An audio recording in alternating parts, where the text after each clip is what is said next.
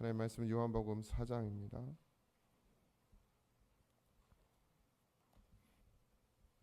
요한복음 4장 1절에서 6절입니다.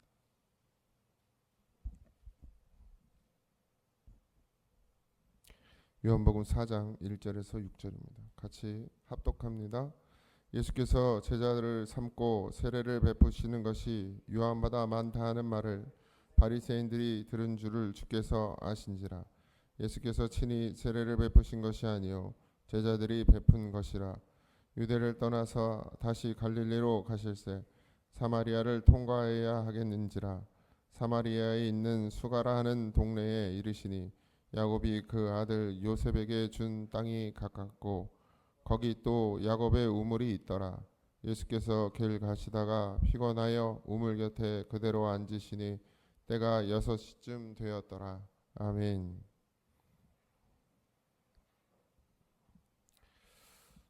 바리새인들과의 논쟁, 또 요한의 제자들과의 충돌 등이 사실 예수님의 사역은 그런 어떤 제자를 삼고 무리를 만들고 어떤 그룹을 만들고 내 사람을 만드는 것에 있지 않고 한 영혼을 구원하는 데 있는데, 그런 여러 가지 일들로 인해서 예수님의 사역의 초점이 흐려질 수도 있는 상황들이 놓이게 됩니다. 뭐 의도적이었든 아니면 아버지 뜻이었든 이제 또 그렇게 옮겨가게 되었죠. 뭐 우리가 원하고 바라는 대로 되기보다는 상황과 환경이 또 우리를 그렇게 이끌어 갈 때도 때로는 있습니다. 그러니까 이게 잘 분별하시고 하나님 뜻이 어디 있는지를 잘 아는 것이 중요하죠. 예수님의 사역을 함께하는 제자들도 예수님의 뜻을 잘 몰라요. 주님 십자가에 달려 죽으실 때까지도 모르고, 부활하신 예수님을 만났을 때 이제 조금 알긴 하지만 결국 성령을 받기 전까지 그들이 헤매는 모습을 볼 수 있죠. 분명한 어떤 기준, 하나님의 말씀이 기준이 돼서 우리가 이 땅 가운데 살아가야 합니다. 하나님의 말씀의 핵심은 살리는 것이죠. 구원에 있습니다. 그걸 잃어버리면 안 됩니다. 나도 구원 받아야 하고, 내 가족도 구원 받아야 하고, 또 내 이웃도 구원 받아야 하고, 거기에 모든 초점이 맞춰져 있어야 하는데, 자꾸 이 신앙이 어떤 육신의 갈급함을 채우고 육신의 문제를 해결하는 쪽으로만 가게 되어버리면 초점을 잃어버리는 거죠. 그러면 하나님이 또 그런 우리에게 이런 일들을 허락하셔서 또 깨닫게 하시고 다시금 바로 잡게 하시는 일들이 일어납니다. 그래서 예수님께서 이제 옮겨 가는 거예요. 갈릴리로 가실새 이랬어요. 유대를 떠나서. 근데 이제 사마리아를 통과하게 됩니다. 근데 유대에서 갈릴리로 갈 때 보통은 요단강을 따라서 올라가요. 그러니까 우회한단 말이에요. 사마리아를 지나가지 않죠. 뭐 이유 다 아시죠. 관계가 좋지 않습니다. 원수지간이잖아요. 그런데 예수님은 그냥 가로질러 사마리아를 관통하는 길을 택하십니다. 다 이유가 있죠. 잃어버린 영혼을 만나기 위함입니다. 예수님은 늘 하나님의 뜻대로 움직이셨어요. 늘 말씀드리지만 말씀이 육신이 되어 이 땅 가운데 오셨고, 그 말씀인 예수님이 육신을 입었기 때문에 자기의 뜻을 따르지 아니하고 하나님의 말씀을 따라, 하나님의 뜻을 따라 움직이셨다라는 거예요. 하물며 예수님도 자기의 생각이 아니라 아버지의 뜻을 따랐는데, 우리 인간인 인생인 우리가 아무리 예수님을 만났어도 내 생각과 내 뜻으로 가면 안 됩니다. 반드시 하나님의 뜻, 하나님의 말씀에 순종해서 그 길을 택하고 가셔야 됩니다. 물론 쉽지 않죠. 때로는 뭐가 하나님 뜻일까라는 생각이 들 때도 있어요. 분명히 이게 하나님 뜻이라고 생각하는 경우도 있습니다. 근데 그게 어떤 때는 또 착각이고 내 생각이고 내 뜻이고. 근데 하나님 앞에 진실하게 가면, 그 진실이라는 말도 사실 어려운 말인데 진실하게 가면 분명히 보입니다. 아버지 뜻이. 근데 조금이라도 내 욕심이 거기에 섞이면 이게 틀려져요. 아버지 뜻이 아닌데 그게 아버지 뜻처럼 여겨져요. 아주 조금이라도 인간의 생각, 내 욕심이죠. 결국 모든 게 내 욕심입니다. 성도들이 내 말을 들어야 된다고 생각하는 것도 내 욕심이에요. 그렇죠? 그러다 보면 말씀이 흐려져. 내 얘기를 하네, 내 얘기를. 내 생각을 말해요. 그러니까 이것도 참 어렵죠. 그러니까 다 내려놓는다라는 게 쉽지 않습니다. 예수님도 다 내려놓으려는 몸부림이 있었죠. 40일을 광야에서 금식하시는 거. 그러니까 뭐겠습니까? 죄송해요. 저는 40일 금식할 생각은 없습니다. 그런 목사님들도 꽤 많으셨어요. 최기선 목사님도 늘 그 얘기를 하셨었는데, 어쨌든 예수님은 그걸 통해서 하나님께로 더 가까이, 온전히 하나님 뜻을 이루시길 원하셨겠죠. 그래서 우리는 반드시 아버지 뜻대로 관통해야 합니다. 내가 가기 싫은 길이 있어도, 그래서 이렇게 돌아가고 싶어도 아버지 뜻이 그 길을 가기를 원하시면 걸어가야 돼요. 그게 정말 뭐 세상이 가지 않는 길이라 할지라도, 세상이 욕하고 한심하다고 할지라도. 예수님 그러잖아. 바리새인들한테 시비를 당하시는 분이 사실 바리새인들을 피해서 간 건 아니에요.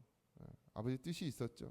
만약에 진짜 바리새인들하고 부딪히기 싫어서 피해서 갔다 그러면 굳이 사마리아를 지나갔겠습니까? 그럼 또 욕할 거 아니에요. 늘 사람들이 가는 길로 갔겠죠. 어쨌든 우리는 아버지의 뜻이 무엇인지를 분별할 줄 아는 지혜가 있고, 또 그 분별한 것을 순종할 수 있는 그런 믿음, 용기가 있기를 주님으로 축복합니다. 예수님은 니고데모와는 완전히 대조되는 한 여인을 일부러 찾아갑니다. 니고데모는 율법의 정통한 바리새인이었죠. 존경받는 교사고 지도자였습니다. 그런 니고데모가 예수님을 찾아왔죠. 근데 이번에는 유대인들이 이방인처럼 여기는 사마리아 여인이에요.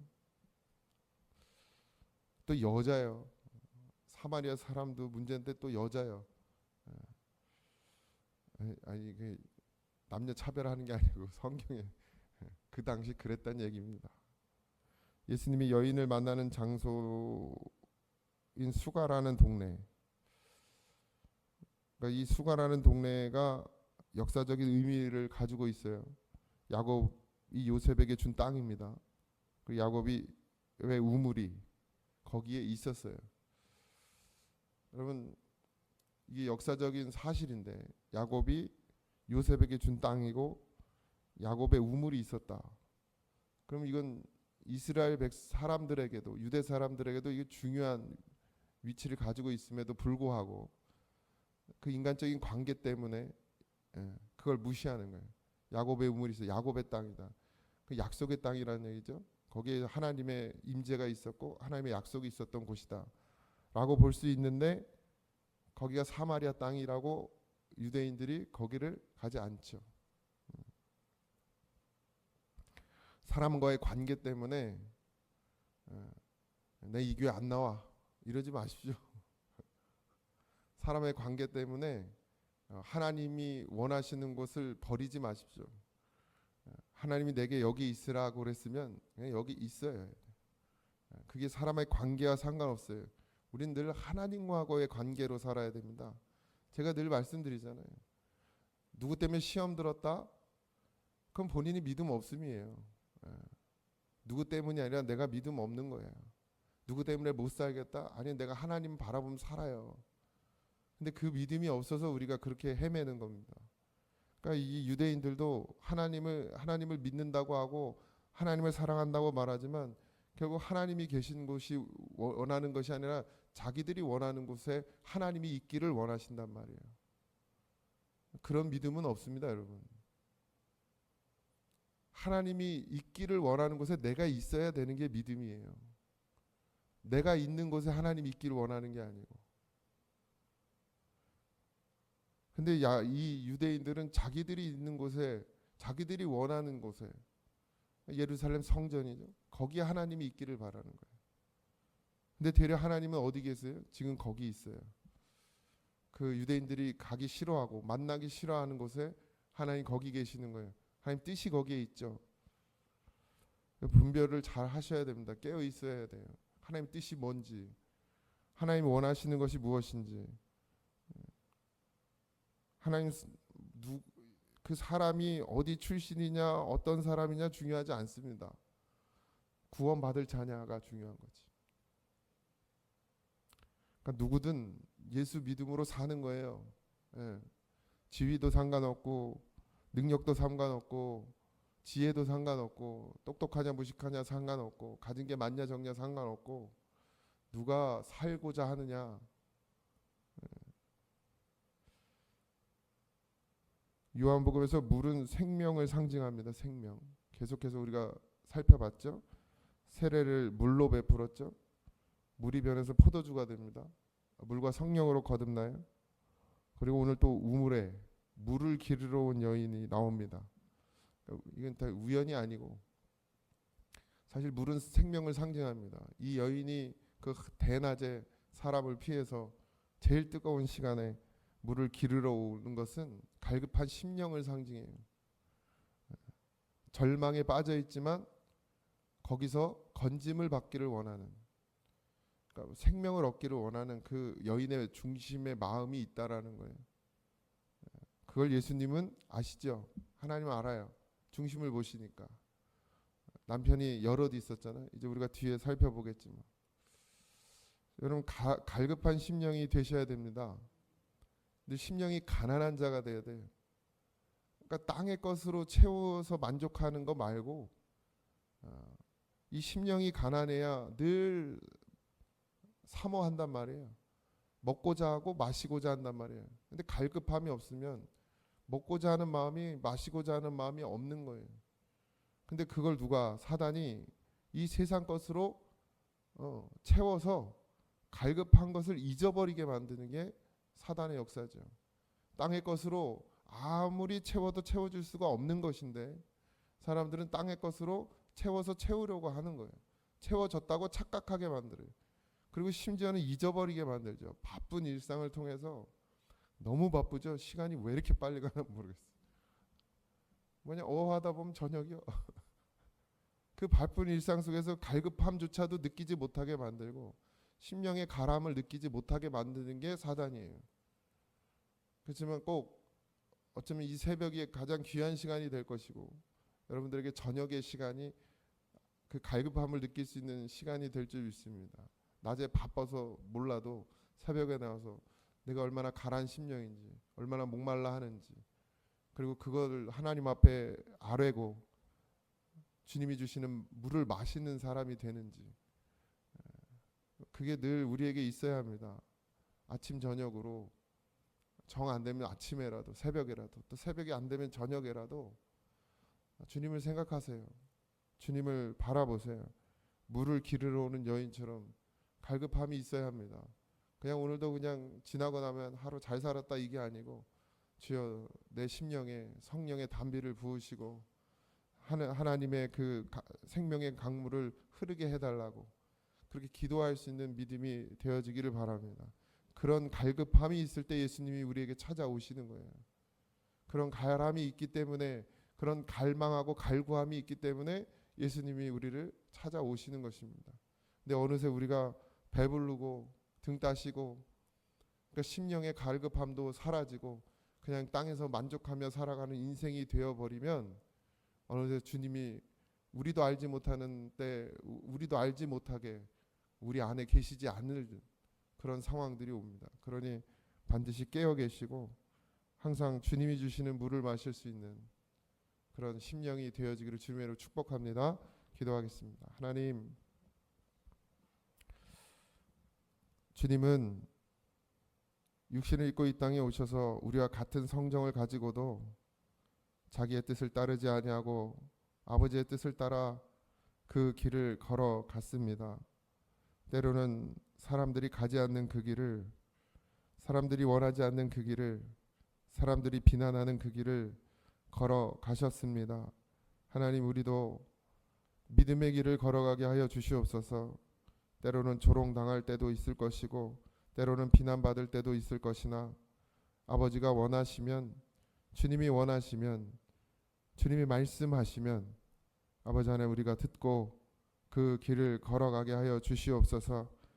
늘 가라앉은 심령이 되어 하나님께 구하고 찾는 자가 되게 하시고 땅의 것이 아니라 하늘의 것으로 채워질 때 기쁨을 느끼고 만족을 느끼며 감사를, 찬송을 하는 그런 성도가 되게 하여 주시옵소서. 오늘 하루도 주님이 주신 이 귀한 날, 아버지 우리를 늘 붙들고 계시는 그 손을 붙잡고 오늘 하루도 믿음의 길을 걸어가게 하여 주시옵시고 하나님의 여정에 우리가 그 안에서 주의 뜻을 이루며 살아가게 하여 주시옵소서. 모두 감사하며 예수님의 이름으로 기도하옵나이다. 아멘. 하늘에 계신 우리 아버지여, 이름이 거룩히 여김을 받으시오며 나라의 마옵시며 뜻이 하늘에서 이루어진 것 같이 땅에서 이루어지이다. 오늘 우리에게 일용할 양식을 주옵시고 우리가 우리에게 죄진 자를 사하여 준 것 같이 우리 죄를 사하여 주옵시고 우리를 시험에 들게 하지 마옵시고 다만 악에서 구하옵소서. 대나라와 권세와 영광이 아버지께 영원히 있사옵나이다. 아멘.